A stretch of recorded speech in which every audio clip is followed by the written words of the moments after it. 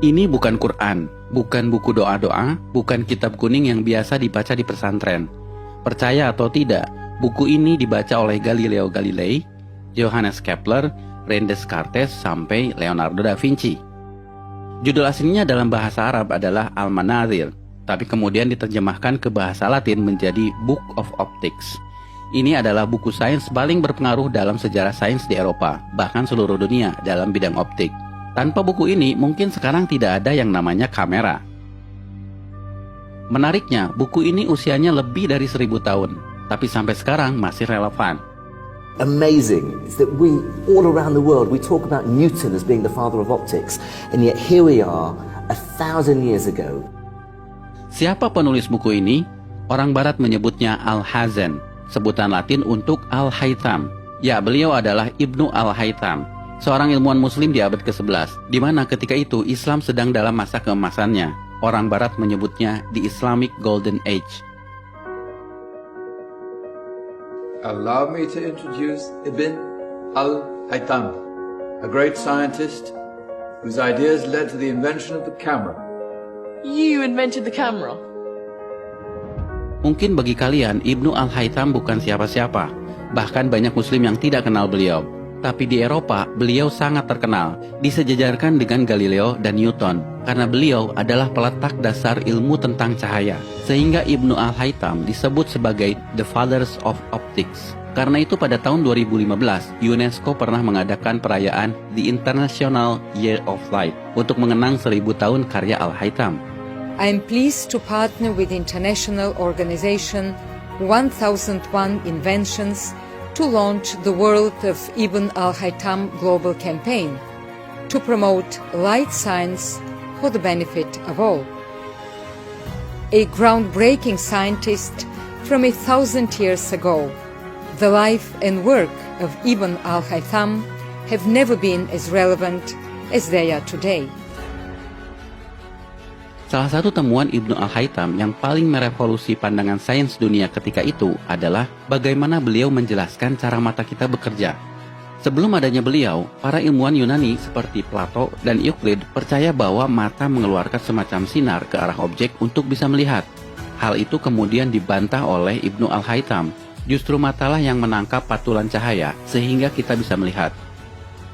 Bahkan beliaulah yang memetakan bagian-bagian mata yang berfungsi mengatur masuknya cahaya, seperti iris, pupil, kornea, dan retina.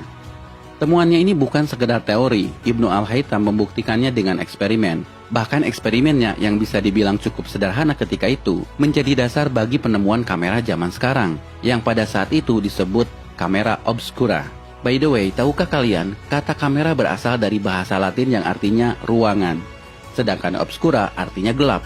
Jadi kamera obscura artinya ruangan gelap.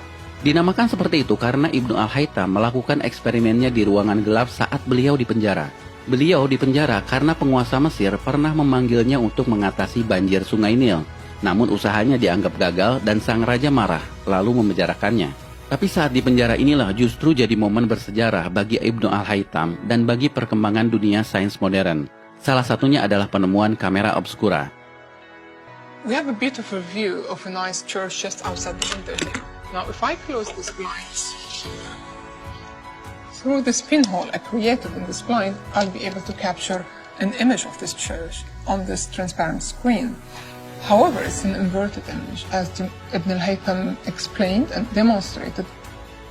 If I let this eye look through this pinhole, I'm gonna be able to see the image of the church again, invert it back on the retina.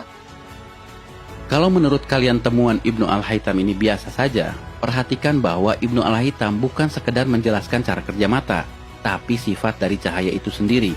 Beliaulah yang pertama membuktikan bahwa cahaya berjalan dalam lintasan lurus, sehingga beliau bisa menjelaskan pantulan cermin, pembiasan cahaya, dan fenomena-fenomena lainnya. Dan ini menjadi landasan penemuan semua teknologi yang melibatkan cahaya, seperti kabel optik, laser, komunikasi satelit, sampai akselerator partikel. I'm sort of wondering what Ibn al-Haytham would think doing experiments with candles and pinhole cameras. Well, he wouldn't even be able to imagine a world 1,000 years later. I think it's come a long way, but ultimately we're using exactly the same principles that he was thinking about back then. Itulah kenapa buku Al-Haytham ini menjadi sangat penting bagi perkembangan sains modern. Apa yang kalian pelajari di sekolah dalam bab optik seperti cermin, pembiasan cahaya, lensa, cara kerja kamera, teleskop, mikroskop, semuanya berasal dari buku yang usianya 1000 tahun ini. Namun sayang, Ibnu Al-Haytham tidak pernah disebutkan di buku-buku sekolah. For me, what's so amazing is that we, all around the world, we talk about Newton as being the father of optics, and yet here we are, 1,000 years ago, 700 years before Newton, and here's a ray diagram. There's a convex lens, and there's a focal point, and there's all the ray lines and parallel lines and the angles of refraction. Here it is, 1,000 years ago. Dan kalian perlu tahu, buku yang beliau tulis tentang sains bukan hanya ini, tapi Ibnu Al-Haytham menulis lebih dari 200 buku. Dan bukan hanya tentang optik, tapi juga matematika, astronomi, dan engineering. Sayang, sebagian besar bukunya hilang. Ini adalah daftar buku-buku beliau yang terselamatkan. Sekali lagi, nama Ibnu Al-Haytham mungkin bagi kalian tidak populer, tidak sepopuler Newton atau Einstein. Tapi asal kalian tahu, nama Ibnu Al-Haytham atau Al-Hazan begitu pentingnya sampai nama beliau dijadikan nama salah satu kawah di bulan. Dan beliau juga diabadikan dalam mata uang Irak, 10.000 dinar. Dan ini adalah film yang diputar di perayaan di International Year of Light, kerjasama UNESCO dan 1001 Invention. Sebuah film yang mencoba menggugah kesadaran kita bahwa ada peran peradaban Islam dalam sains modern. I found a way of projecting an image onto another surface through a small hole in a dark room, later called camera obscura.